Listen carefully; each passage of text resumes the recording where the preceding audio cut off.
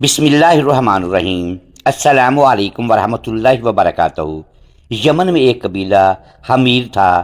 وہاں ایک شخص سیف بن یزن تھا۔ وہ سیف حمیری کہلاتا تھا۔ کسی زمانے میں اس کے باپ دادا اس ملک پر حکومت کرتے تھے، لیکن پھر حبشیوں نے یمن پر حملہ کیا اور اس پر قبضہ کر لیا۔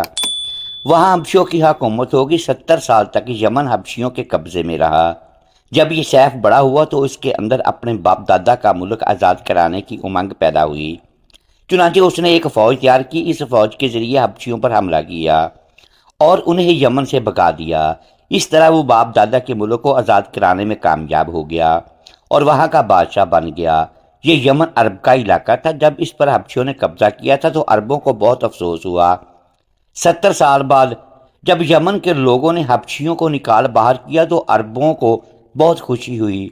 ان کی خوشی کی ایک وجہ تو یہ تھی کہ انہیں حبشیوں نے ابرہہ کے ساتھ مل کر مکہ پر چڑھائی کی تھی۔ چاروں طرف سے عربوں کے وفد سیف کو مبارکباد دینے کے لیے آنے لگے۔ یہ واقعہ حضور صلی اللہ علیہ وآلہ وسلم کی ولادت باسعادت سے 2 سال بعد کا ہے۔ قریش کا بھی ایک وفد مبارک دینے کے لیے گیا۔ اس وفد کے سردار عبد المطلب تھے۔ یہ وفد جب یمن پہنچا تو سیف اپنے محل میں تھا۔ اس کے سر پر تاج تھا، سامنے تلوار رکھی تھی اور حمیری سردار اس کے بائیں دائیں بیٹھے تھے۔ سیف کو قریش کے وفد کی آمد کے بارے میں بتایا گیا۔ اسے یہ بھی بتایا گیا کہ یہ لوگ کس رتبے کے ہیں۔ اس نے ان لوگوں کو آنے کی اجازت دے دی۔ یہ وفد دربار میں پہنچا۔ عبد المطلب آگے بڑھ کر اس کے سامنے جا کھڑے ہوئے۔ انہوں نے بات کرنے کی اجازت چاہی۔ سیف نے کہا، اگر تم بادشاہوں کے سامنے بولنے کے آداب سے واقف ہو تو ہماری طرف سے اجازت ہے۔ تب عبد المطلب نے کہا، اے بادشاہ، ہم کعبہ کے خادم ہیں، اللہ کے گھر کے محافظ ہیں۔ ہم آپ کو مبارکباد دینے آئے ہیں۔ یمن پر حبشی حکومت ہمارے لیے بھی بوجھ بنی ہوئی تھی۔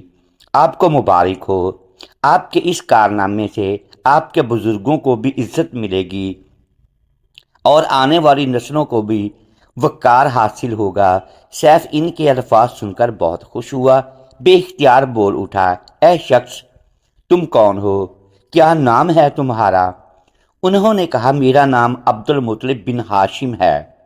سیف نے ہاشم کا نام سن کر کہا، تب تو تم ہماری بہن کے لڑکے ہو۔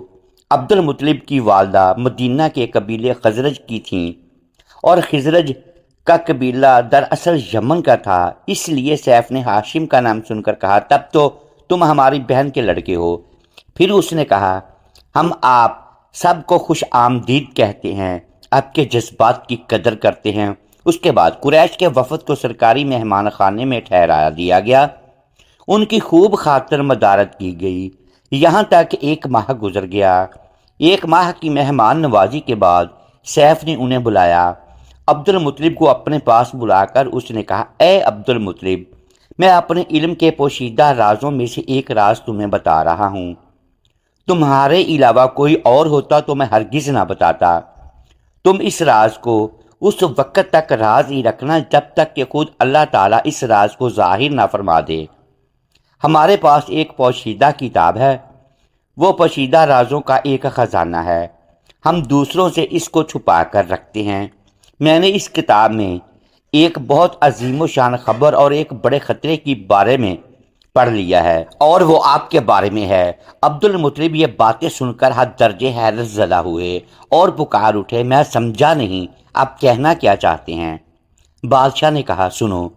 عبد المطلب، جب تہامہ کی وادی یعنی مکہ میں ایسا بچہ پیدا ہو جس کے دونوں کندھوں کے درمیان بالوں کا گچھا یعنی مہر نبوت ہو تو اسے امامت اور سرداری حاصل ہوگی، اور اس کی وجہ سے تمہیں قیامت تک کے لیے اعزاز ملے گا، عزت ملے گی۔ عبد المطلب نے یہ سن کر کہا، اے بادشاہ، اللہ کرے آپ کو بھی ایسی خوش بختی میسر آئے۔ آپ کی ہیبت مجھے روک رہی ہے، ورنہ میں آپ سے پوچھتا کہ اس بچے کا زمانہ کب ہوگا۔ بادشاہ نے جواب میں کہا، یہی اس کا زمانہ ہے، وہ اسی زمانے میں پیدا ہوگا یا پیدا ہو چکا ہے۔ اس کا نام محمد صلی اللہ علیہ وآلہ وسلم ہوگا۔ اس کے ماں باپ فوت ہو جائیں گے، اس کے دادا اور چچا اس کی پرورش کریں گے۔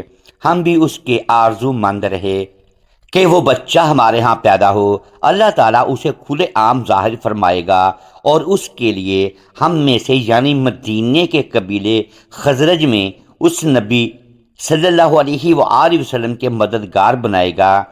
ہم میں سے اس نے اس لیے کہا کہ خزرج اصل میں یمن کے لوگ تھے، ان کے ذریعے اس نبی صلی اللہ علیہ وآلہ وسلم کے خاندان اور قبیلے والوں کو عزت حاصل ہوگی، اور ان کے ذریعے اس کے دشمنوں کو ذلت ملے گی، اور ان کے ذریعے وہ تمام لوگوں سے مقابلہ کرے گا، اور ان کے ذریعے زمین کے اہم علاقے فتح ہو جائیں گے۔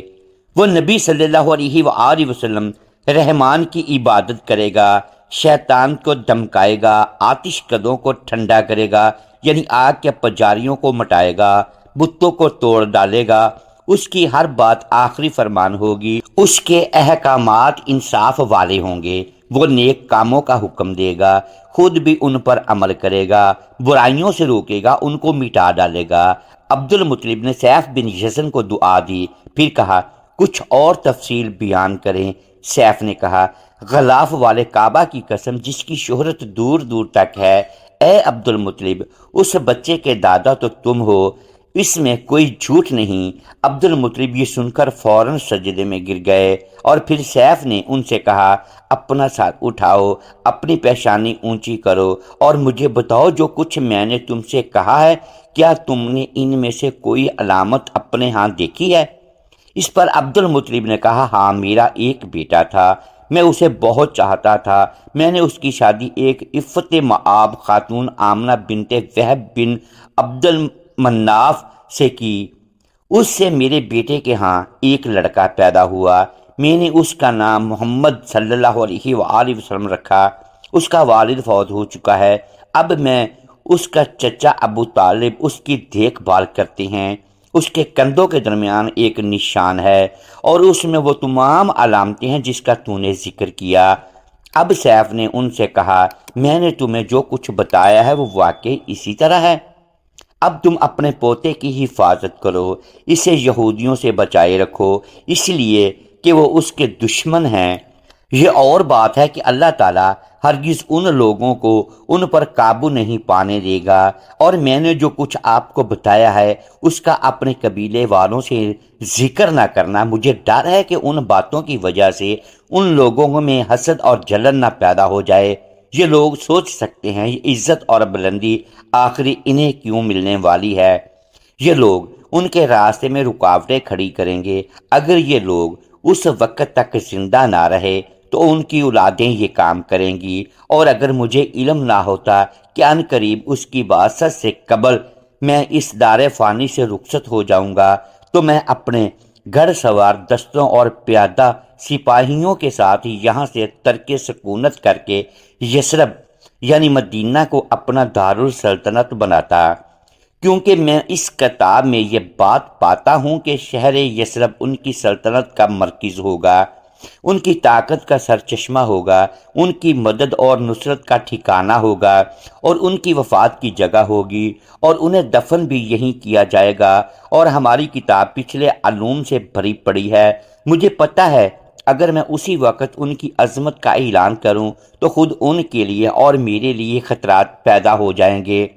یہ ڈر نہ ہوتا تو میں اسی وقت ان کے بارے میں یہ تمام باتیں سب کو بتا دیتا، عربوں کے سامنے ان کی سربلندی اور اونچے رتبے کی داستانیں سنا دیتا، لیکن میں نے یہ راز تمہیں بتایا ہے، تمہارے ساتھیوں میں سے بھی کسی کو نہیں بتایا۔ اس کے بعد اس نے عبد المطلب کے ساتھیوں کو بلایا، ان میں سے ہر ایک کو 10 حبشی غلام، 10 حبشی باندیاں اور دھاری دار یمنی چادریں، بڑی مقدار میں سونا چاندی، 100 اونٹ اور عنبر کے بھرے ڈبے دیے۔ پھر عبد المطلب کو اس سے کئی گنا زیادہ دیا اور بولا سال گزرنے پر میرے پاس ان کی خبر لے کر آنا اور ان کے حالات بتانا۔ سال گزرنے سے پہلے ہی اس بادشاہ کا انتقال ہو گیا۔ عبد المطلب اپنی قوم قریش سے کہا کرتے تھے اے قریش، تم میں سے کوئی شخص مجھ پر اس لیے رشک نہ کرے کہ شاہ یمن نے مجھے بہت نوازا تھا، یہ مال تو ختم ہونے والی چیز ہے، بلکہ مجھے اس شرافت کی مبارک باد دوست جو ہمیشہ باقی رہے گی، اور جب پوچھا جاتا کہ وہ شرافت کیا ہے تو آپ جواب دیتے کہ وہ ضرور ظاہر ہو کر رہے گی، خواہ اسے کچھ وقت لگے۔ محترم ناظرین، ویڈیو کو لائک کیجیے، چینل کو سبسکرائب کیجیے اور بیل آئیکن پریس کر دیں۔ شکریہ، اللہ حافظ۔